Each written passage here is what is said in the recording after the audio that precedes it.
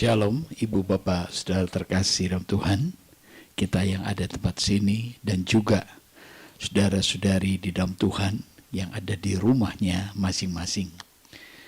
Kita bersyukur jika kita masih ada, masih bernafas, masih bisa bergerak, dan masih bisa melalui hari-hari kita.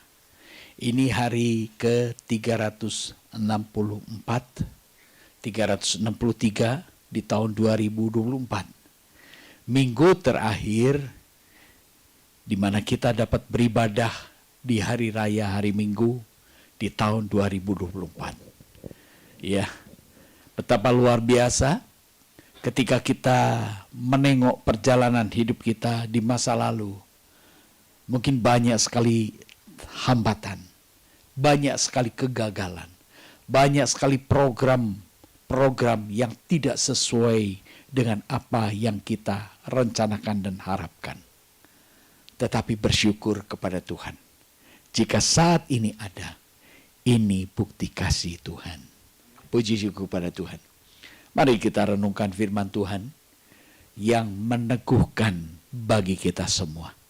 Karena janji Allah, Dia adalah Allah yang kasih dan Dia adalah pribadi yang setia.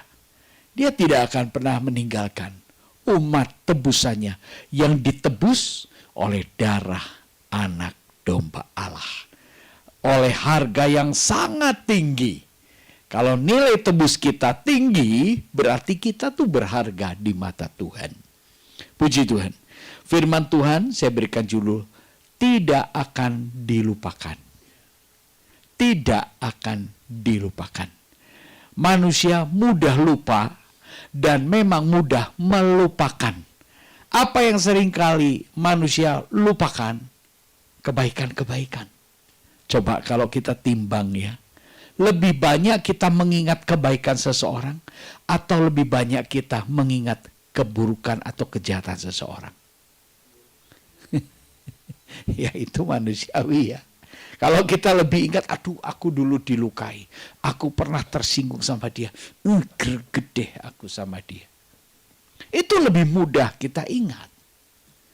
Tetapi baik, pada kesempatan pagi hari ini, kita mau merenungkan apa pernyataan Tuhan, apa janji Tuhan dalam kesetiaannya untuk mendampingi kita. Di mana hari-hari menjelang penutupan tahun ini, kita banyak berbicara tentang makna atau arti Immanuel, Allah beserta kita. Tapi kita seringkali juga bertanya, mana sih Allah? Mana menyertai? Seringkali hari itu mengganggu iman pengharapan kita. Sehingga akhirnya kita kembali melupakan Tuhan, melupakan kasih-Nya. Tetapi sesungguhnya Allah tidak akan pernah melupakan kita. Kita akan lihat di dalam Yesaya 49 ayatnya yang ke-13. Dikatakan, bersorak-soraklah hai langit, bersorak-soraklah hai bumi, dan bergembiralah dengan sorak-sorai hai gunung-gunung. Sebab Tuhan menghibur umat-Nya dan menyayangi orang-orangnya yang tertindas. Ini seruan Nabi Yesaya.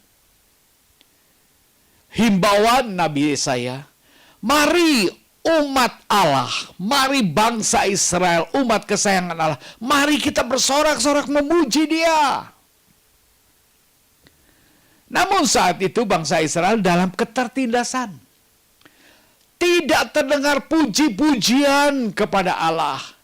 Dari sebab itu, himbauan Yesaya seolah-olah dia berseru, berkata kepada langit, kepada bumi, bergembira, bersorak-soraklah hai gunung-gunung. Ya, ini ajakan daripada Yesaya untuk tetap ada terdengar suara puji-pujian bagi Allah yang besar. Ketika bangsanya dalam ketertindasan, dalam ketertekanan, tidak ada pujian kepada Allah. Namun Yesaya memahami betul, segala puji itu harus, wajib ditujukan bagi kemuliaan Allah. Sering sekali kita mendengar, bukan? Allah yang layak kita agungkan. Mana yang lebih dahsyat? Allah yang layak kita agungkan atau Allah yang wajib kita agungkan? Kira-kira mana menurut ibu bapak yang lebih greget kita memuji Allah? Allah itu yang layak kita agungkan atau Allah itu yang wajib kita agungkan? Yang layak ya. Kalau layak berarti Anda punya penilaian memang benar Allah itu layak. Gitu kan? Tetapi kalau Allah yang wajib kita lakukan, itu sepenuhnya kesadaran kita sebagai umat tebusan Tuhan yang berdosa diperdamaikan dengan Allah oleh kasih karunia Allah. Sehingga orang itu bukan mengatakan Allah wajib disembah, tetapi orang itu akan katakan Allah. Orang itu bukan mengatakan Allah layak untuk disembah, tetapi Allah wajib ku sembah. Ini sedikit perbedaan. Ya, kalau layak itu artinya ada penilaian kita, bagian kita. Layak nggak Allah disembah? Oh ya, layak karena kebaikannya. Tetapi kalau kita menyadari kita ini ditebus dari keterpurukan kita, maka kita sadar kita umat tebusannya, maka kita akan berkata kepada jiwa kita, Dia wajib kita agungkan. Puji syukur kepada Tuhan. Nah, Yesaya dia katakan, mari kita serukan sorak-sorai bagi Tuhan. Tetapi di dalam Yesaya 49 ayat yang ke-14 dikatakan di sana, kata Sion, Tuhan telah meninggalkan aku dan Tuhanku telah melupakan aku. Ini sautan, respon daripada Sion, penduduk Yerusalem, bangsa Israel. Dia katakan, Tuhan telah meninggalkan aku dan Tuhanku telah melupakan aku. Dari sebab itu, aku tidak ingin lagi memuji Dia. Seolah-olah berkata demikian di dalam kedua ayat itu. Ibu bapak saudara terkasih, kerap kali ketertekanan, beban yang berat, pergumulan-pergumulan yang kita hadapi membuat kita hilang harapan. Ketika kita hilang harapan, tidak ada minat, tidak ada satu kerinduan pun untuk memuji-muji Allah. Ini hal yang banyak kita alami di dalam dinamika perjalanan pengiringan kita kepada Tuhan.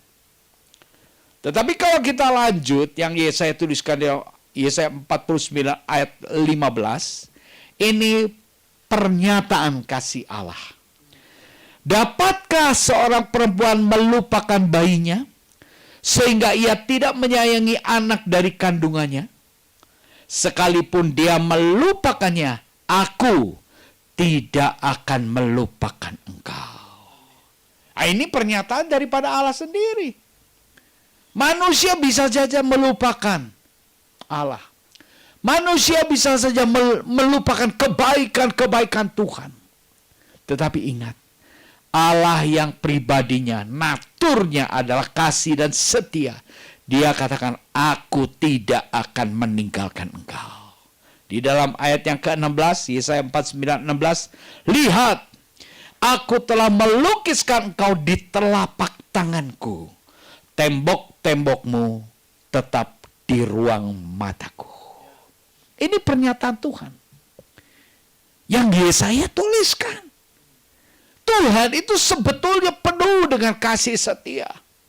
Bahkan Dia tuliskan, aku telah melukiskan engkau di telapak tanganku. Apa yang ada di telapak tangan kita? Ya, apa yang kita genggam di telapak tangan kita? Itulah hal yang menyenangkan kita. Kalau kita tidak suka barang sesuatu, kita tidak akan genggam. Betul nggak? Hanya hal yang menyenangkan hati kita, kita akan genggam. Ibu bapak saudara terkasih, ini ungkapan Yesaya tentang kesetiaan Allah.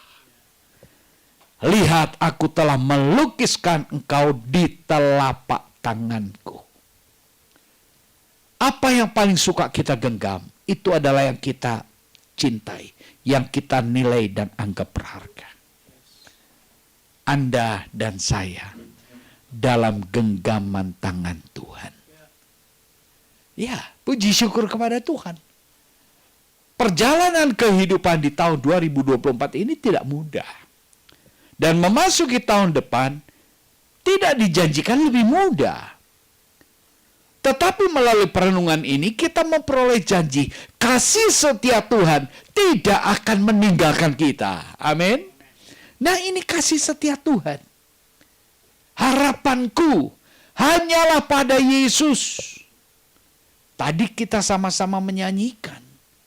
Dari sebab itu, Ibu Bapak Saudara terkasih, makin kita merenungkan kasih-Nya, makin kita merenungkan kebaikannya, makin kita merenungkan kesetiaannya, makin pula berkobar semangat pengharapan kita. Ini yang harus kita rasakan. Sebagai apa? Sebagai langkah mempersiapkan menghadapi hari esok. Tanpa pengharapan, kita tidak akan punya semangat. Ya, coba bayangkan, orang kalau tidak punya semangat. Kenapa? Karena tidak punya harapan. Orang tidak punya gairah kerja. Kenapa? Karena dia pikir, aduh, beban di tempat kerja kok demikian. Ya. Itu beban. Ibu Bapak Saudara terkasih. Tetapi bagaimana kita membangkitkan semangat kita? Mari kita syukuri kebaikan Tuhan. Mari kita syukuri anugerahnya yang besar. Dan kalau kita memahami apa yang dituliskan oleh Yesaya tentang kasih setia Tuhan. Aku telah melukiskan engkau di telapak tanganku. Tembok-tembokmu tetap di ruang mataku. Batasan-batasan yang memagari gerak hidupmu. Tembok itu batasan ya. Batasan ruang. Ya, ruang gerakmu itu dalam pandanganku, dalam perhatianku. Maka itu, Ibu Bapak Saudara terkasih, kalau kita merasakan iring Tuhan itu kok penuh dengan keterbatasan, kok harus dibuktikan dengan cinta kasih dan dalam bentuk ketaatan. Kenapa tidak seperti orang hidupnya begitu bebas? Orang tidak percaya Tuhan, hidupnya malah rasanya lebih bebas. Melakukan dan menghalalkan segala cara. Kenapa? Karena tembok-tembok mereka tidak dalam pandangan Tuhan. Tetapi kalau kita mau renungan kesetiaan Tuhan, tembok-tembokmu tetap di ruang mataku. Ada batasan gerak kita. Agar apa? Agar kita tetap di dalam ruang Tuhan. Di dalam pandangan Tuhan, dalam perkenanan Tuhan. Tembok itu batasan, membatasi kita tidak bisa keluar, dan sebaliknya, membatasi yang di luar tidak bisa masuk. Betul kan ya? Itu tembok. Kita di dalam pagar pelindungan Tuhan. Ini janji Tuhan. Di dalam tahun yang penuh dengan ketidakpastian, ketahuilah, Tuhan tetap memperhatikan batasan kerja kita. Apa yang dapat kita lakukan? Sebab kita ini adalah biji mata Tuhan. Puji syukur kepada Tuhan. Nah, inilah tembok-tembokmu tetap di ruang mataku. Ini pernyataan daripada Yesaya ketika dia melihat bangsa Israel dalam penindasan, dalam ketertekanan, sehingga dia tidak mendengar lagi puji-pujian dari bangsanya. Maka dia serukan, hei gunung, hei langit, hei bumi, mari kita tinggikan nama Tuhan. Kenapa gunung, langit, dan bumi? Mari tinggikan nama Tuhan. Karena gunung, langit, bumi, itu semua ciptaannya. Mari ciptaan Tuhan. Kita mengagungkannya. Kita bukan sekedar dicipta, kita malah ditebus oleh darahnya. Kita lihat slide berikutnya. Karena kasihnya, ia mengirim roh penolong. Ya, karena kasihnya. Itu Yesaya menubuatkan. Cintanya tidak pernah berubah. Dulu kasihnya, kesetiaannya seperti itu. Tetapi bagaimana dengan kita?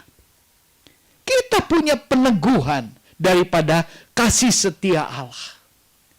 Karena kasih karunia-Nya, Ia mengirimkan Roh Kudus. Kita perlu merespon, Ibu Bapak Saudara terkasih, tentang kasih Allah. Tentang kesetiaan Allah. Jangan biarkan kasih Allah bertepuk sebelah tangan. Tetapi kita mau syukuri. Kita mau sambut Dia.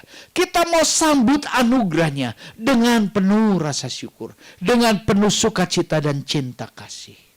Kita akan lihat. Yohanes 14 ayat yang ke-15. Jikalau kamu mengasihi aku, kamu akan menuruti segala perintahku. Jikalau kamu mengasihi aku. Jikalau tidak, tidak perlu nurut. Ya kan? Jadi ayat ini penuh dengan kebebasan. Kita boleh lakukan, mau melakukan firman atau tidak. Namun, dikatakan, jikalau kamu mengasihi aku, kamu akan menuruti segala perintahku. Jikalau kamu mengasihi aku. Jikalau kamu merespon kasih Allah. Merespon kesetiaan Tuhan yang begitu menjanjikan. Kita responnya apa? Positif atau negatif? Kalau respon kita positif, pasti kita akan menuruti. Melakukan apa yang diperintahkan. Sebab kita tahu perintahnya itu menggiring kita, menuntun kita agar kita tetap dalam anugerahnya. Agar kita tetap dalam pandangan perhatiannya. Kan dikatakan tembok-tembokmu ada dalam ruang mataku. Ada batasan-batasan, Ibu Bapak Saudara terkasih. Di dalam Tuhan itu ada batasan yang membedakan kita umat Tuhan dan kita bukan milik Tuhan. Itu jelas perbedaannya. Sebab memang jelas ada garis batas. Nah, dikatakan, jikalau kamu mengasihi aku, kamu akan menuruti segala perintahku. Di dalam ayat yang ke-16, Yohanes 14 ayat 16. Aku akan meminta kepada Bapa, dan Ia akan memberikan kepadamu seorang penolong yang lain, supaya Ia menyertai kamu selama-lamanya. Ini janji Tuhan. Juga ditujukan kepada orang-orang yang mengasihi Tuhan. Amin. Ini janji Tuhan. Jadi kalau orang tidak menerima penolong yang lain, ya gak apa-apa. Kenapa? Karena memang hidupnya tidak menantikan dan tidak mengharapkan penggenapan janji Tuhan. Dibuktikan dengan cara tidak taat. Mau hidup seenaknya. Tetapi sebaliknya, bagi orang yang mengasihi perintahnya, mengasihi Tuhan, aku akan meminta kepada Bapa dan Dia akan memberikan kepadamu seorang penolong yang lain. Seorang penolong yang lain. Bersifat pribadi. Bukan jimat. Ya. Banyak orang, wah dia pikir kalau punya jimat, kita pegang jimat ini bisa anti ini, anti itu, bisa kebal ini, kebal itu. Tetapi yang Tuhan janjikan, seorang penolong yang lain. Seorang berkepribadian. Artinya, kalau kita memiliki penolong yang berkepribadian, kita mesti intim dengan pribadi tersebut. Kita mesti mengenal pribadi tersebut.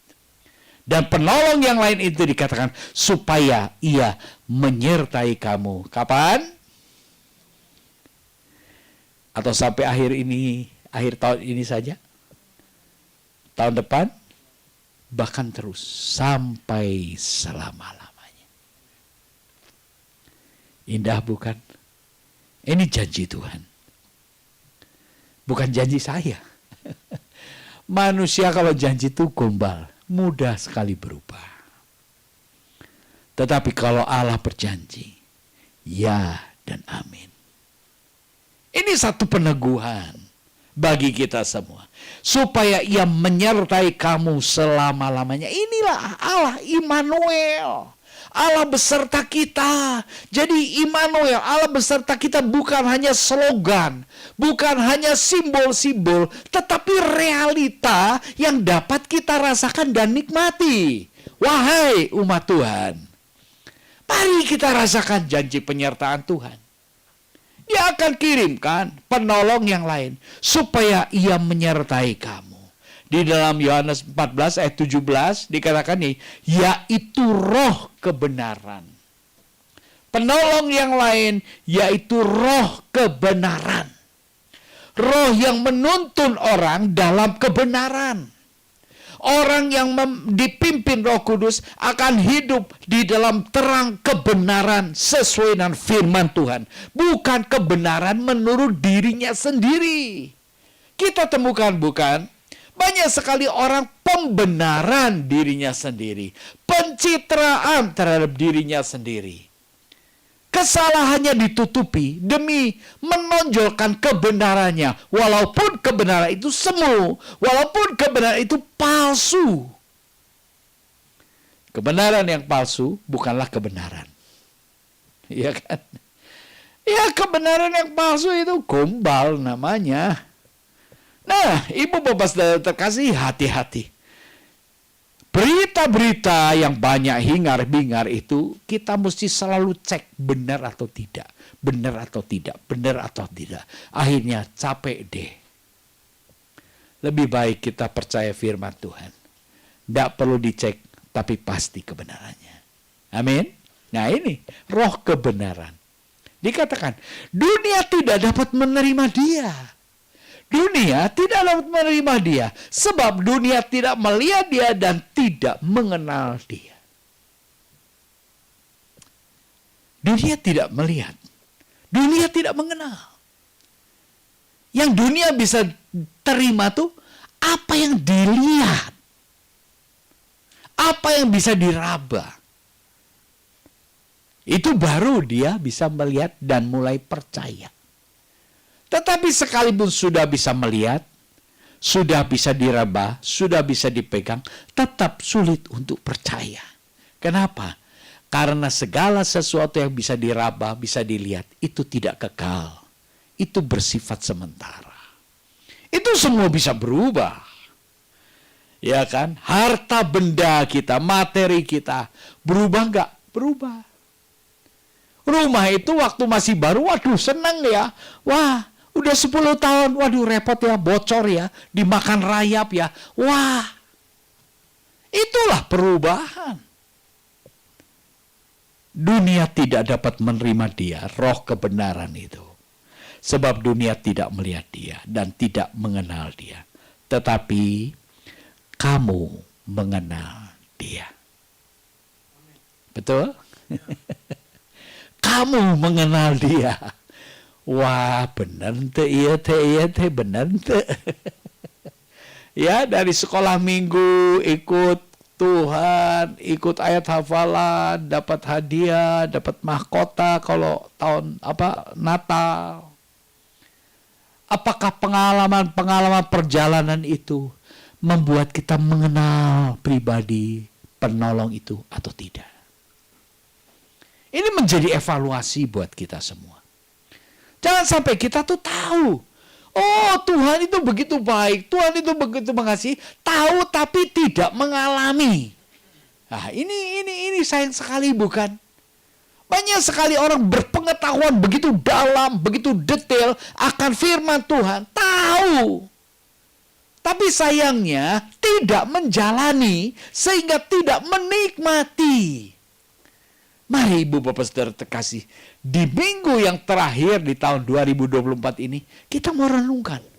Betul nggak sih Tuhan itu baik? Atau hanya kata orang Tuhan itu baik? Sudahkah kita betul-betul mengalami pertolongan-pertolongan kasih Tuhan? Ini hal yang terpenting. Puji syukur kepada Tuhan. Di tahun 2024 ini, banyak perkara besar yang saya alami. 30 Januari tahun 2024, saya dibiopsi.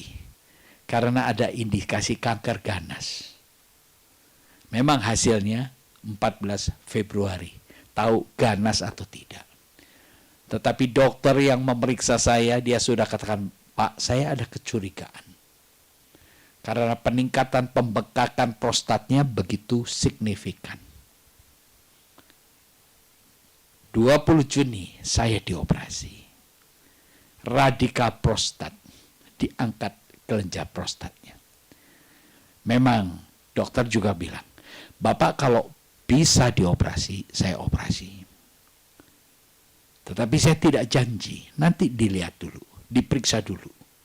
Penyebaran kanker ini sudah menjalar ke sejauh mana? Oh ya baik dok, saya ikuti aja. Saya berharap mudah-mudahan tidak usah dioperasi. Karena dokter itu bilang, kalau nggak dioperasi bisa Pak diobati. Lewat kemoterapi dan lain sebagainya. Ternyata lewat kemoterapi itu tidak mudah. Ya aduh banyak penderitaan. Tetapi dokter itu bilang, kalau Bapak bisa dioperasi, sehat Pak, panjang umur. Dokter itu bisa bilang seperti begitu. Sehat Pak, panjang umur. Saya renungkan. Kok bisa taunya dokter itu umur saya? Bisa panjang umur. Karena saya renungkan. Kim Guan. Itu dokter bicara begitu tuh bukan berdasarkan pengetahuan dia. Tetapi ada Roh Kudus yang meneguhkan supaya saya siap menghadapi apapun. Sehingga ketika menjelang persiapan operasi, saya kembali di CT scan. CT scan saya hasil PSA, penanda kanker prostat itu sudah jauh menurun. Sebelumnya 53,35. Menjelang operasi melalui ada tahapan-tahapan obat. Hanya tinggal 0,025. Sudah merosot dari 53 jadi 0,025. Wah, keluarga saya senang. Puji Tuhan. Tuhan sudah operasi papi. Gitu ya. Tuhan sudah operasi papi. Jadi tidak usah dioperasi. Saya bilang bukan kita yang omong jangan dioperasi. Biar dokter kata apa. Kita berdoa. Kalau memang bukan Tuhan sudah operasi saya tidak perlu dioperasi biar dokter yang ngomong. Pak, Bapak nggak usah dioperasi. Itu. Jangan maunya kita. Maunya kita, dok, jangan dioperasi. Kan sudah. Saya pun lakukan itu. Ketika bertemu dengan dokter, saya katakan, dok, ini 0,025. Bukankah sudah di bawah 4? Karena maksimal 4. Penanda tumor ganasnya itu 4. Sekarang 0,025. Saya katakan, bukankah? Nggak perlu. Iya, Pak. Bisa. Kalau Bapak tidak mau dioperasi, tidak apa-apa. Bisa, diobati aja. Sebab di dalam tubuh Bapak itu terindikasi ada kanker yang ganas. Sekarang ini penandanya sedang baik. Hasilnya begini. Sekarang Bapak umur 63, 15 tahun lagi umur 78. Kalau kankernya itu bangun dan sudah menjalar kemana-mana, bagaimana Pak? Dokter itu hanya bilang begitu. Karena inti permasalahannya kanker itu masih ada di dalam tubuh Bapak. Walaupun sekarang penandanya oke. Gitu. Oh kalau begitu, baik dok, dioperasi saja. 20 Juni saya dioperasi. 20 September saya PSA masih 0,025. 20 Desember kemarin kembali saya cek PSA 3 bulan intervalnya. Hasilnya 0,01. Puji Tuhan. 0,01 makin menurun. Dan itu membuktikan, wah, puji Tuhan. Saya dibebaskan dari penyakit kanker. Kanker ini kita mendengar ya, banyak sekali. Tiba-tiba stadium 4 gitu. Kenapa gitu kan? Karena tidak terindikasi dari awal. Nggak ada dari stadium 1, 2, 3 udah terlewati. Karena kita seringkali takut untuk diperiksa. Akhirnya tiba-tiba sudah stadium 4. Tetapi saya bersyukur. Sekalipun melalui operasi. Kehilangan prostat. Tetapi saya beroleh kesehatan yang Tuhan anugerahkan. Ibu bapak saudara terkasih, ini satu bentuk pertolongan Tuhan. Dan saya syukuri, puji syukur kepada Tuhan. Ibu bapak saudara terkasih, kembali kepada firman Tuhan di dalam Yohanes 14:7, yaitu 17, yaitu roh kebenaran. Dunia tidak dapat menerima dia, sebab dunia tidak melihat dan tidak mengenal dia. Tetapi kamu mengenal dia, sebab ia menyertai kamu dan akan diam di dalam kamu. Kamu mengenal dia. Kenali penolongmu. Kenali anugerah yang besar itu.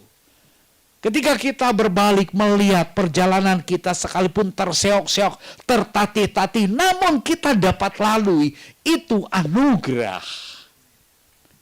Dan kalau kita lihat, banyak sekali peristiwa seolah-olah seperti kebetulan.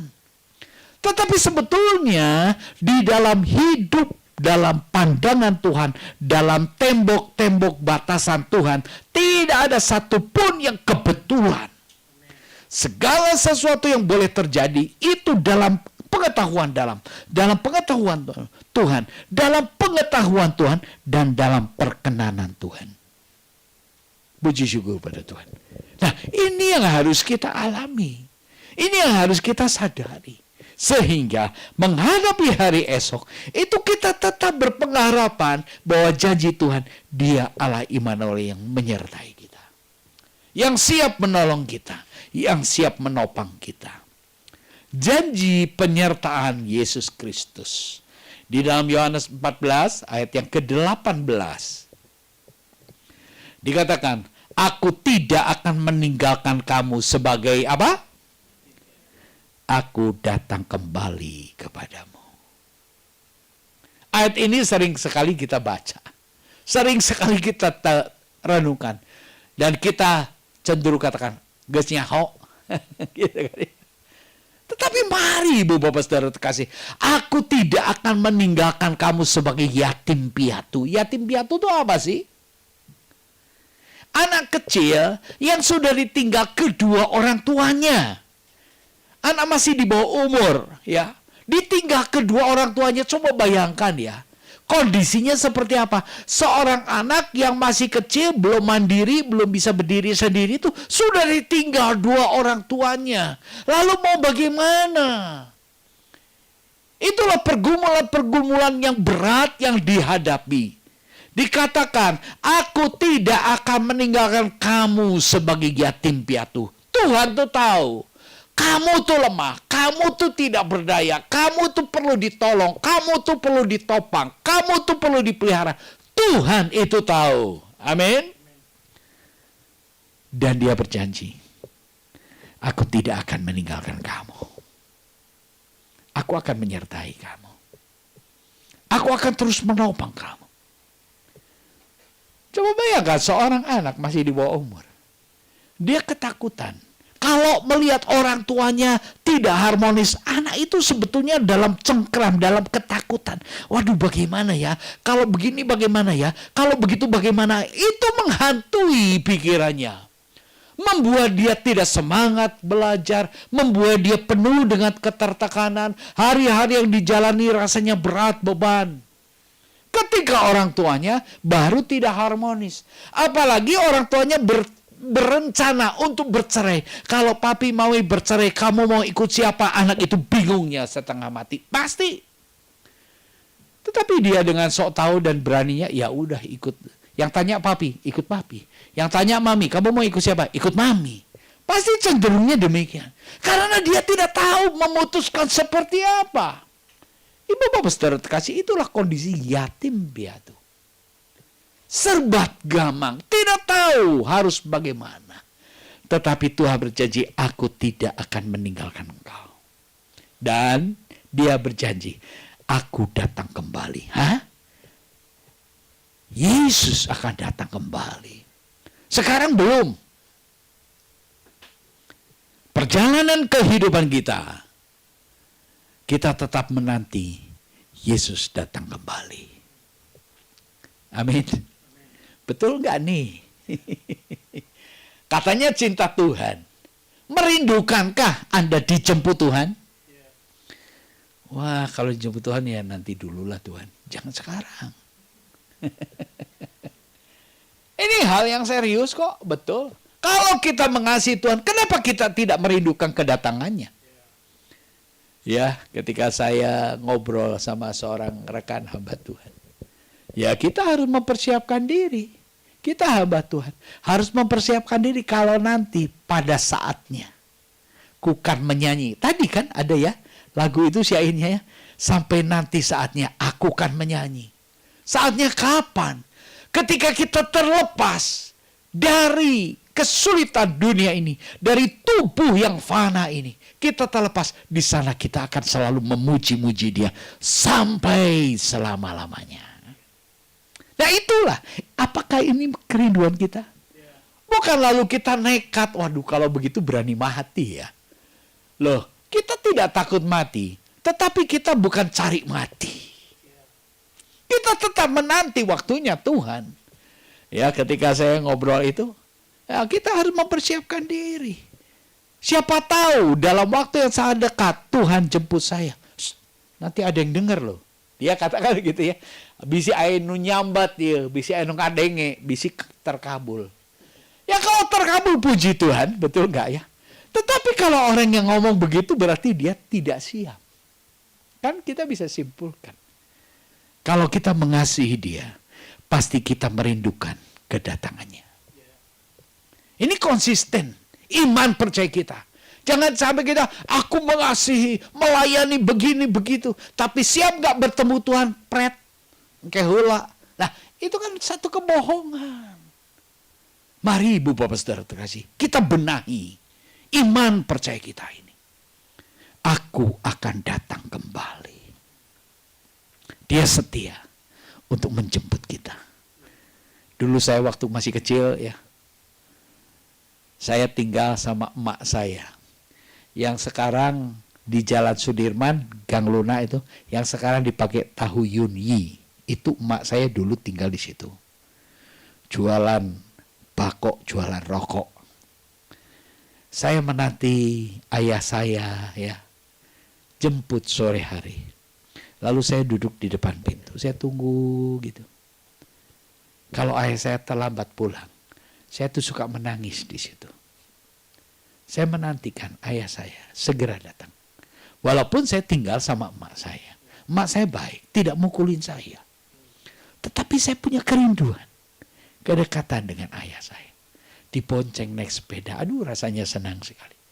Kalau terlambat, mungkin kehujanan, atau mungkin apa sesuatu yang menghambat dia datang. Kepikiran di sini. Sama seperti saya juga punya anak. Yusak ini, Linda ini. Dulu kalau dijemput waktu masih seragamnya biru-biru itu ya, biru muda itu ya. Masih TK itu. Baris ya udah. Kelihatan nggak bapaknya yang pendek ini. Kalau beliau kelihatan matanya sudah berlinang, mulai merah. Kalau papanya sudah datang, tenang. Nah itu. Merindukankah kita dengan Tuhan yang setia menyertai kita? Ini konsisten keimanan kita. Puji syukur pada Tuhan. Kita lanjut ya. Ini Petrus. Petrus bersaksi demikian loh.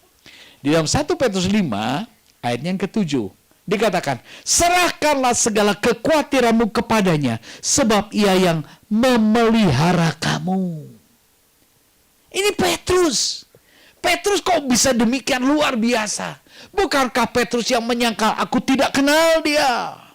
Sumpah aku tidak kenal dia. Yesus namanya. Aku enggak. Itu Petrus. Tetapi mengapa di dalam tulisannya dia nasihatkan, serahkanlah segala kekhawatiranmu kepadanya. Oh, kok bisa demikian dahsyat? Kok bisa demikian hebat? Kenapa? Setelah Petrus menerima penolong yang lain. Setelah Petrus menerima dan diperlengkapi oleh Roh Kudus. Ya, dia mampu. Dia punya kekuatan. Dia punya keimanan yang mengimpartasi orang-orang percaya. Serahkanlah segala kekhawatiranmu kepadanya. Kita hidup di dalam dunia ini penuh dengan kekhawatiran enggak? Realita. Penuh dengan kekhawatiran. Karena dunia ini dikuasai oleh penguasa kegelapan di udara. Tetapi kita sebagai anak-anak Tuhan ada di dalam perhatian dan perlindungan Tuhan. Ini hidup tuh realistis. Kita tuh harus realistis. Takut nggak menghadapi kehidupan? Takut. Tetapi kita punya solusi di dalam menghadapi ketakutan ini. Berbeda dengan orang yang tidak tahu solusinya. Tidak tahu jawabannya. Di dalam Tuhan, Petrus katakan, serahkan kekhawatiranmu kepadanya. Jadi kekhawatiran itu juga jangan digenggam. Serahkan. Sebab Ia yang memelihara kamu. Amin. Merasakan pemeliharaan Tuhan. Yang memelihara. Kenapa harus dipelihara? Karena Anda dan saya adalah makhluk hidup. Kalau misalnya kita tuh batu, dikatakan Ia yang menjaga kamu. Karena kamu batu cukup dijaga. Tetapi sesuatu yang harus dipelihara adalah sesuatu yang hidup. Kita ini hidup, amin. Amin. Maka ketika kita lahir ke dalam dunia ini, apa yang kita bawa? Tidak ada ya. Cuma satu. Hidup. Betul enggak? Kalau begitu lahir, dikubur. Yang kita bawa itu apa? Hidup. Tuhan itu sang sumber hidup. Dan kalau Dia memberi hidup, Dia memperlengkapi Anda dan saya. Contohnya, gigi nih. Betul nggak? Ada nggak ibu-ibu berdoa, aduh Tuhan tolong ini anakku belum ada giginya, Tuhan kasih gigi. Betul nggak? Ibu-ibu pernah berdoa buat anak minta gigi sama Tuhan? Ibu Dian pernah nggak? Hah? Begitu lahir tuh apakah anaknya sudah ada giginya? Belum ya? Belum ya? Lalu ibu berdoa nggak, Tuhan kasih dong gigi? Berdoa nggak itu? Berdoa nggak? Tuhan minta gigi dong anakku ini. Berdoa nggak begitu? Tidak ya. Tapi punya gigi nggak? Sekarang ada kan? Tuhan tuh tahu. Tuhan tuh perlengkapi kita kok. Betul. Kita tidak minta. Tuhan tuh perlengkapi kita. Dia Allah yang setia. Dia sumber kehidupan. Terkait dengan kehidupan, mari kita melekat, bergantung, berharap kepada Tuhan. Seperti yang Petrus katakan, serahkanlah segala kuatirmu kepadanya, sebab Ia yang memelihara kamu. Ayat yang terakhir, 1 Petrus 5 ayat 10. Dan Allah, sumber segala kasih karunia, yang telah memanggil kamu dalam Kristus kepada kemuliaan yang kekal, akan melengkapi, meneguhkan, menguatkan, dan mengokohkan kamu sesudah kamu menderita seketika lamanya. Wah, ini ayat ini kalau direnungkan ya, makanya firman Tuhan itu harus pelan-pelan direnungkan. Allah sumber segala kasih karunia. Allah sumber segala kasih karunia. Segala kebaikan-kebaikan itu Allah tuh sumbernya. Yang telah memanggil kamu ke dalam Kristus. Telah memanggil kamu dalam Kristus kepada kemuliaan yang kekal. Kita bisa terhimpun di ruangan ini. Kita bisa terhimpun ada di channel, ada di YouTube ini. Itu karena tuntunan Tuhan. Tuhan yang memanggil kita. Saya yakin kok. Untuk datang ke rumah Tuhan terlalu banyak hambatan. Terlalu banyak rintangan, terlalu banyak pergumulan. Pergi enggak ya? Kan begitu. Betul kan? Kita ini seringkali pergi enggak ya? Mau melayani Tuhan. Aduh, rasanya aras-arasan ya. Makanya jangan heran, dan memang tidak heran kalau saya dengar ya jemaat. Kenapa itu enggak datang? Lagi kurang enak badan. Tapi coba, ayo kita piknik. Langsung seger. itu memang keadaannya begitu. Untuk ibadah kehula. Tetapi perhatikan ya, yang telah memanggil kamu dalam Kristus kepada kemuliaan yang kekal. Kalau kita dihimpunkan seperti ini, kita tuh sedang diberikan janji-janji Tuhan. Kalau kita taat dan melakukan apa yang Tuhan perintahkan, kita tuh sedang menuju satu kemuliaan demi kemuliaan. Jadi proses pengudusan itu terus berproses di dalam kehidupan kita. Dan dalam proses kita menjalani hari-hari ke depan, dalam proses menghadapi tahun 2025 dikatakan akan melengkapi, meneguhkan, menguatkan, mengokohkan kamu. Amin. Ini hal yang akan kita alami sesudah kamu menderita seketika lamanya. Percobaan itu penderitaan bukan? Tantangan hidup itu penderitaan bukan? Maunya kan kita mulus-mulus saja. Jangan ada tantangan, jangan ada pergumulan. Ketika kita aminkan ayat ini, kita yakin. Sekalipun di depan ada kesulitan, aku tahu Tuhan tidak tinggalkan kita. Tuhan akan melengkapi menghadapi tantangan itu. Tuhan akan meneguhkan iman pengharapan kita. Tuhan akan menguatkan kelemahan-kelemahan kita. Dia akan mengokohkan kita agar kita menjadikan Tuhan sebagai satu-satunya andalan hidup kita. Ini yang harus terus diberitakan. Ini Injil. Injil itu apa? Berita tentang kematian Kristus yang membebaskan kita dari dosa. Berita tentang kebangkitan Kristus yang membuktikan dan janji kemenangan atas dosa. Puji syukur pada Tuhan. Ibu bapak saudara terkasih, biarlah Allah yang setia itu menjadi satu pegangan kehidupan kita. Satu andalan kehidupan kita. Dia setia dan dia tidak akan melupakan kita. Tuhan Yesus memberkati kita semua.